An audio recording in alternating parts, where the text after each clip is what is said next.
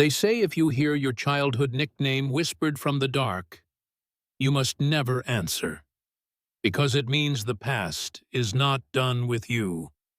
I should have listened, but I was tired. Tired of running, tired of pretending I forgot. And when that house called me back, I answered. It had been 22 years since I last stood in front of that house. Pine Hollow Lane, number 317. The one with the rotting porch steps and the cracked third-floor window that always looked like it had a face behind it. A forgotten Victorian relic nestled just beyond the tree line, a house that even the birds refused to fly over. Locals never said it was haunted. They never spoke of it at all. It was like the house didn't exist unless you'd lived inside it. And if you had, you never came back. I should have known better. But when my estranged Uncle Henry died and left it to me in his will, I thought, what's the harm in seeing it one last time? The first thing that hit me when I stepped out of the car was the smell. Not the musty decay of abandoned homes. This was personal. Like burnt sugar and wet copper. A smell that instantly triggered a deep, sick feeling in my stomach. It reminded me of one thing. The night Sarah disappeared. My cousin, 10 years old, like me, vanished from that house without a trace. I'd told the police what I saw. They didn't believe me. Said I was in shock. Said kids see things during trauma. But I never forgot what I saw crawl out from under the nursery door that night. And now, 2 decades later, I was back, walking into the house where something had taken her. The door creaked open far too easily. The hinges didn't resist. It was like the house had been waiting, welcoming me. The front hallway looked the same. Wood-paneled walls with faded floral wallpaper peeling in strips. A chandelier above coated in grime, but still swaying gently. Though there was no wind. Dust coated every surface, yet faint footprints trailed through the living room, disappearing into the shadows. I told myself they were mine. I lied. Each step into the house felt like stepping into a memory. The creak of the floorboards, the groan of old pipes behind the walls, the way the wallpaper curled like withered fingers. The air was dense, like walking through water, heavy and stale, filled with something that made your skin prickle. I moved through the living room, passing by the old piano that hadn't been played since 2003. The keys were yellowed, some chipped, but one middle C key had a fresh fingerprint on it. I didn't touch it. As I moved toward the stairs, I heard it. Soft. Almost too soft to register, but unmistakable. Tommy. Not Thomas. Not Tom. Tommy. A name only Sarah had called me. A name I hadn't heard since the night she vanished. My spine went rigid. I turned sharply. Nothing. Just empty hallway and the growing hum of silence that seemed to settle over the house like fog. I stood there for a full minute, heartbeat pulsing in my ears. And then, again, but this time, closer. Come back! I ran up the stairs. Don't ask me why. Maybe I thought I could catch whatever it was, or maybe some part of me. That 10-year-old boy buried deep inside. Thought Sarah was still alive. The upstairs hallway was darker than I remembered. The windows were boarded. The wallpaper was different here, or maybe just older. Tiny cartoon rabbits ran along the edge of the wall. I remembered those rabbits. We used to trace them with our fingers while listening to stories before bed. But now they looked wrong. Their eyes were blacked out. Their mouths were tiny, stitched lines. I swear they hadn't been like that before. I paused outside the nursery door. It was closed. It was always closed. Even after Sarah disappeared, Uncle Henry never opened it again. Said it was too painful. That's where I heard the scratching. Soft, rhythmic scratching, like fingernails against wood. My hand shook as I reached for the handle. It was ice cold. I opened the door. The room was untouched, exactly as it had been in 2003. The small twin bed with the lavender sheets, the rocking chair in the corner, the toy chest with the rainbow stickers peeling off. But the moment I stepped inside, the air changed, heavier, like something was watching me from every corner. The light bulb above flickered once, then steadied. And that's when I saw it. My old spinning top, red and yellow with a chipped handle, the one I had buried in the backyard after Sarah went missing. It sat in the middle of the rug, as clean as the day I last touched it. I felt a sharp sting in my nose. Blood. I was bleeding, just like I did that night, just like Sarah did, when... No. I shook the thought, turned to leave. But the closet door creaked open slowly behind me. The scratching grew louder. I turned. Nothing there. Just darkness. And then, movement. Tiny white fingers curling around the door frame from inside. "Tommy, let me out." The whisper wasn't from across. I didn't sleep that night. Not even a minute. I sat in my car until the early morning, hands gripping the steering wheel, trying to rationalize everything I'd seen. But how do you explain a voice whispering your childhood name through closed doors? How do you explain a toy, long buried, appearing spotless and untouched on a dusty floor? Or fingers, pale, unnatural, curling around the edge of a closet door, like they were waiting for you? At dawn, I nearly drove off and left the house for good. I even started the ignition. But something held me. Not fear, not even guilt. It was Sarah. Some part of me, buried beneath logic, reason, and years of therapy, knew she was still there. Trapped, forgotten, and waiting. I couldn't leave her again. By 8 a.m. I was back inside the house. This time, I brought a flashlight, gloves, and an old Polaroid camera I found in the attic box my uncle had labeled "Private, Do Not Open." Inside were pictures of the nursery. Dozens of them. Same angle, same corner. Always taken in the middle of the night. And in each one, the rocking chair moved slightly more to the right.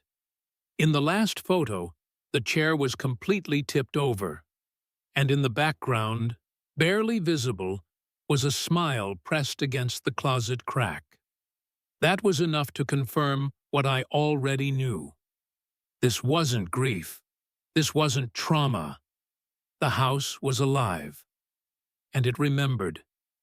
I decided to return to the basement. The entrance was hidden behind the pantry, concealed by a sliding panel in the wall, a secret I had forgotten until the morning sun cast a shadow that revealed the faint outline.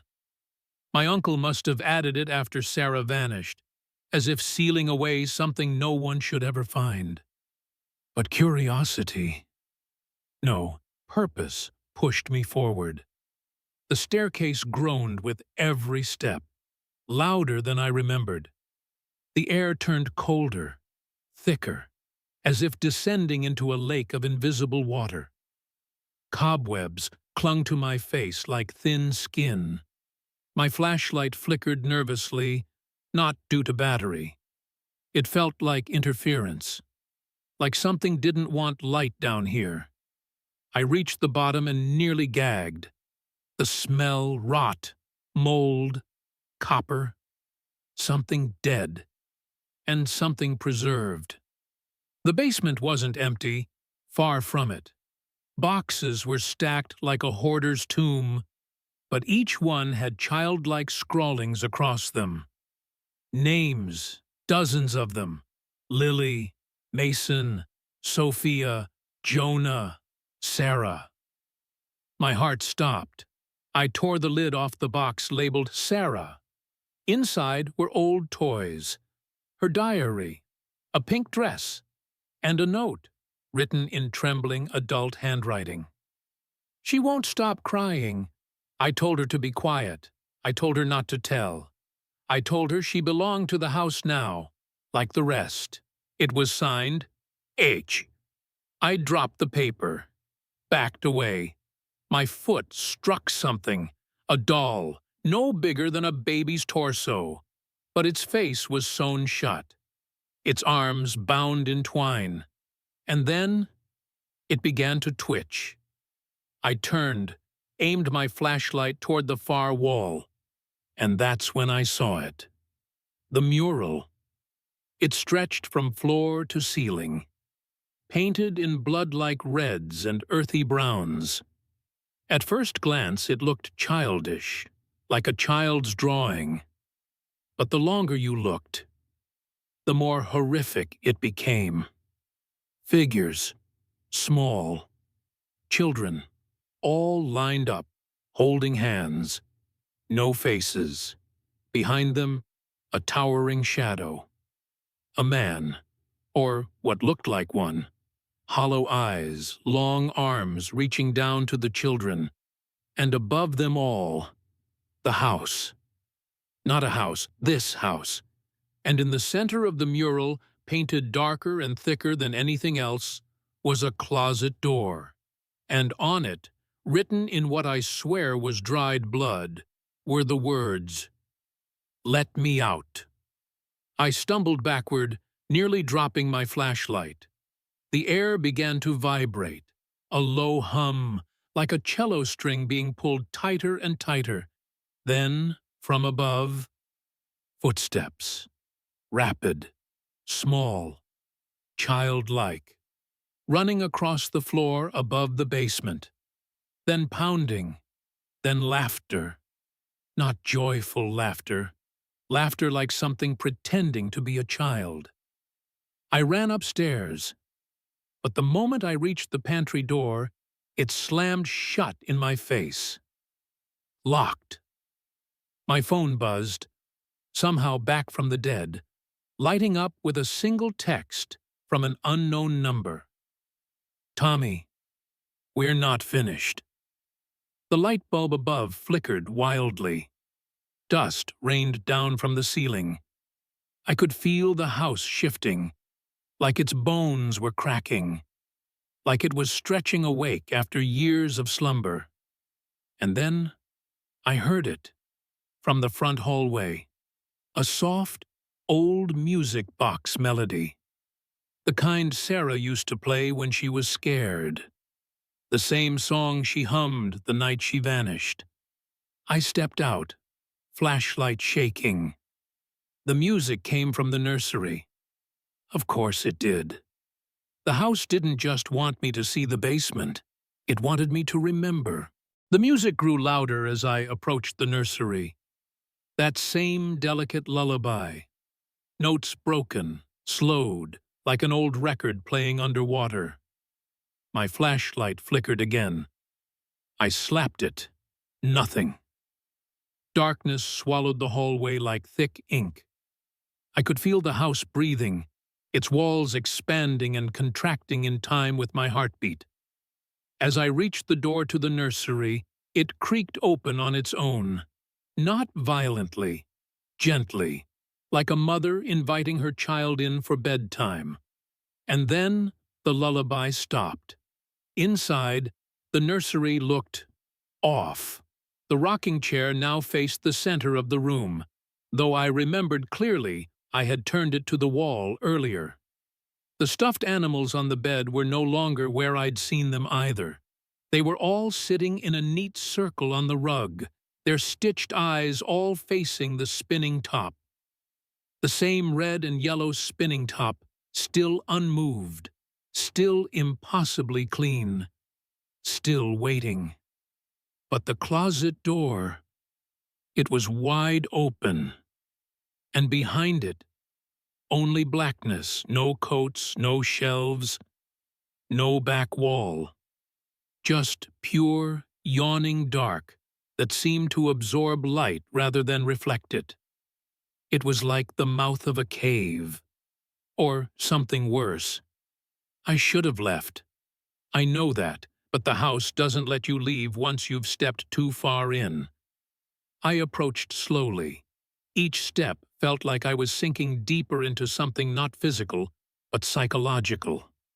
My childhood guilt, my silence, my fear, all crashing back.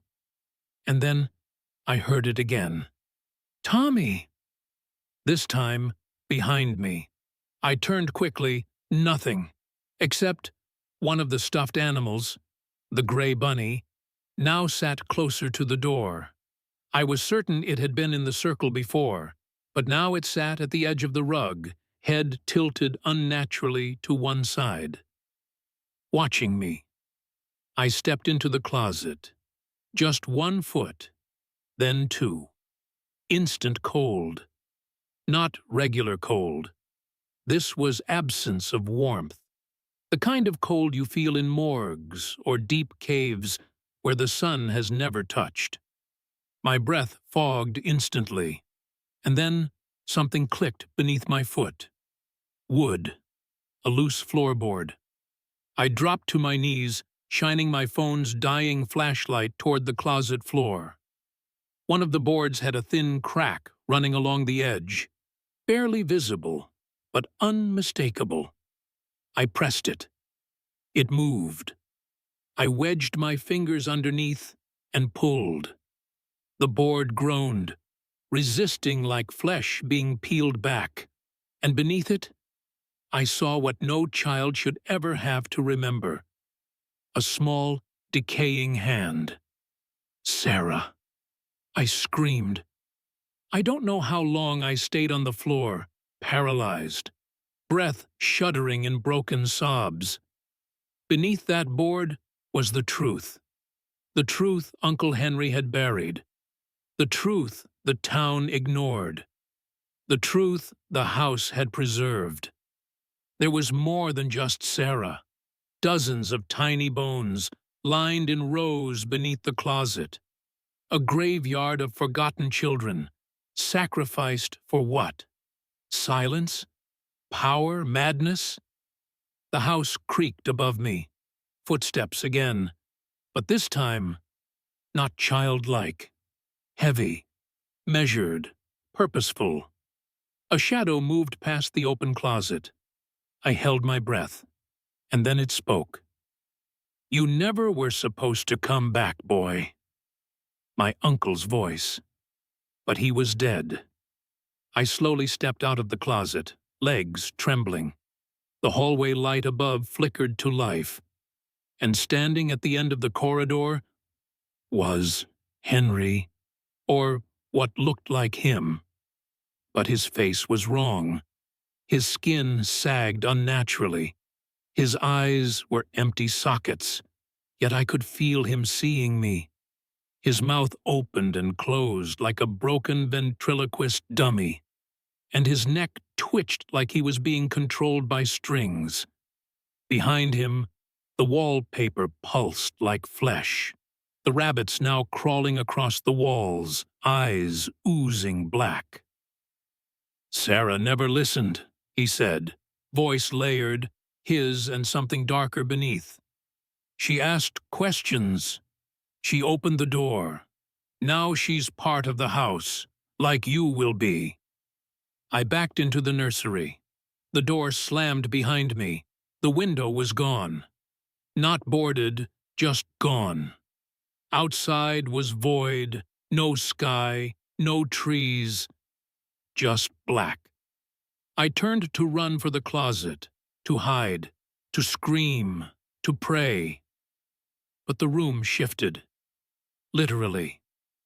The walls stretched like skin being pulled. The rocking chair flew toward me and crashed into the wall, shattering into splinters. The stuffed animals began to vibrate, spinning on their own, their stitches unraveling, cotton bleeding from their mouths like smoke. And then the floor cracked. A deep rumble shook the room. From beneath the spinning top, a thin line appeared, a seam like the beginning of a new opening, a trapdoor, or a mouth. The top began to spin on its own. Faster, faster.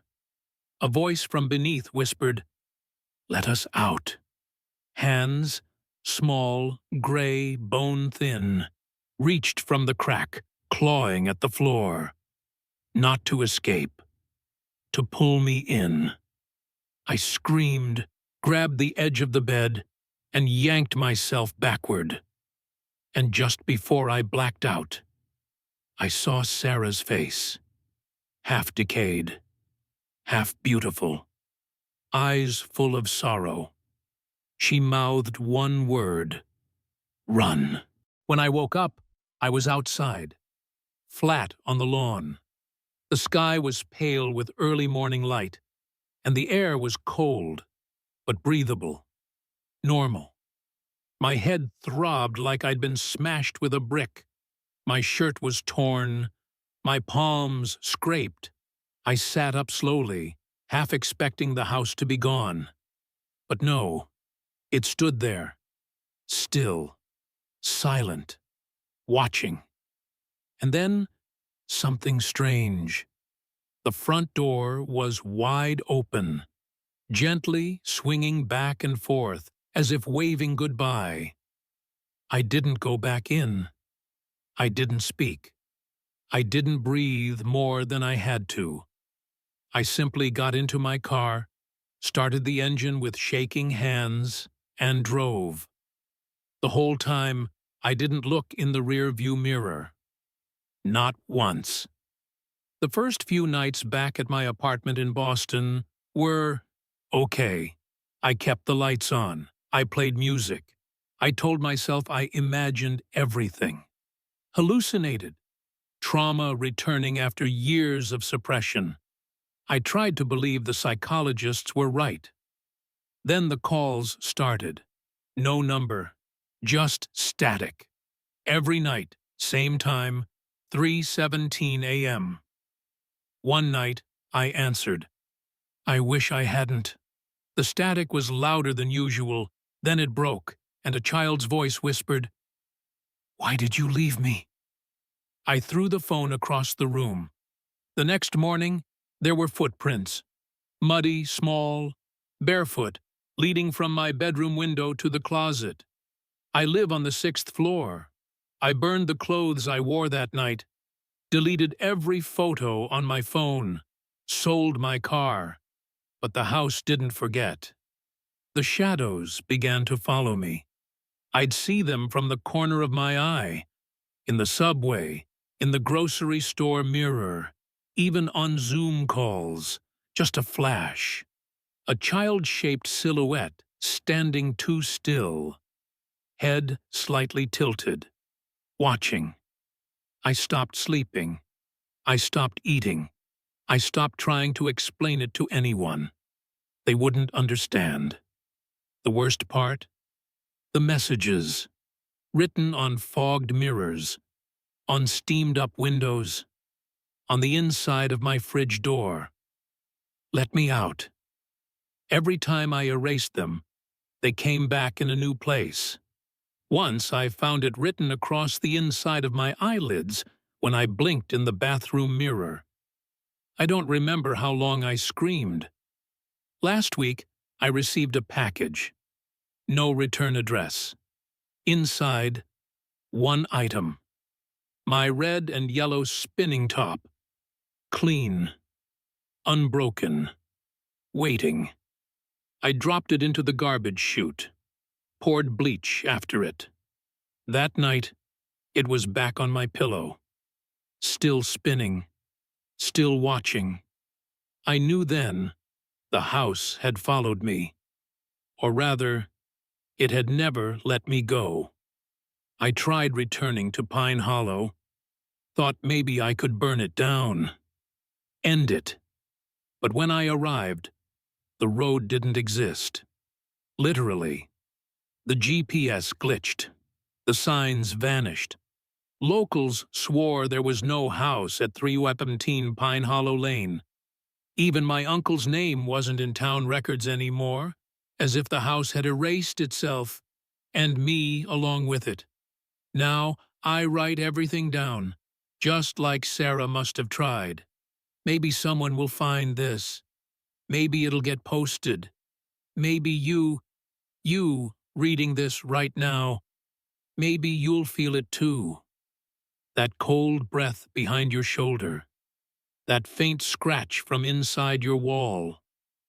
That soft voice at 3:17 a.m. calling your name. Don't answer. Don't open the closet. And whatever you do, don't spin the top. Because once it starts, it doesn't stop.